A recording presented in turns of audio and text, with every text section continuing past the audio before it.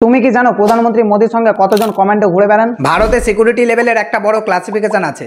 X level security থেকে শুরু করে এসপিজি পর্যন্ত সব কিছু ধাপে ধাপে ভাগ করা হয়েছে। এক্স ক্যাটাগরি, এখানে মাত্র 1 থেকে 2 জন সিকিউরিটি পার্সোনেল থাকে। এটা খুব বেসিক প্রোটেকশন, সাধারণত ছোট রাজনীতিবিদ আর বিচারকদের এই সিকিউরিটি দেওয়া হয়। ওয়াই ক্যাটাগরি, এখানে 2 থেকে 4 জন অস্ত্রধারী সিকিউরিটি পার্সোনেল থাকে, সাধারণত মুখ্যমন্ত্রী আর এমপিদের এই সিকিউরিটি দেওয়া হয়। মজার তথ্য হলো শাহরুখ খান আর সালমান খানও এই সিকিউরিটি পেয়েছেন। জেড ক্যাটাগরি, এখানে 4 থেকে 6 জন কমান্ডো আর পিএসও থাকে। এটা 24 ঘন্টা প্রোটেকশন দেয়, সাধারণত কেন্দ্রীয় মন্ত্রী আর চিফ জাস্টিসদের এই সিকিউরিটি দেওয়া হয়।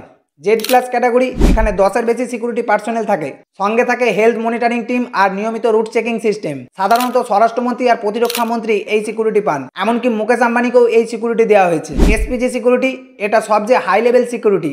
এখানে 50-এর বেশি ট্রেন সিকিউরিটি পার্সোনেল থাকে, সঙ্গে থাকে বুলেট প্রুফ গাড়ি, জ্যামার, স্নাইপার আর অ্যাডভান্স অস্ত্র। তবে এটা শুধু প্রধানমন্ত্রী আর প্রাক্তন প্রধানমন্ত্রীদের জন্য বরাদ্দ। খরচের কথা বললে এক্স ক্যাটাগরির জন্য বছরে লাগে প্রায় 50 লাখ টাকা, জেড প্লাস ক্যাটাগরির জন্য বছরে লাগে 2 থেকে 3 কোটি টাকা, আর এসপিজি মেনটেন করতে লাগে বছরে 50 কোটিরও বেশি টাকা।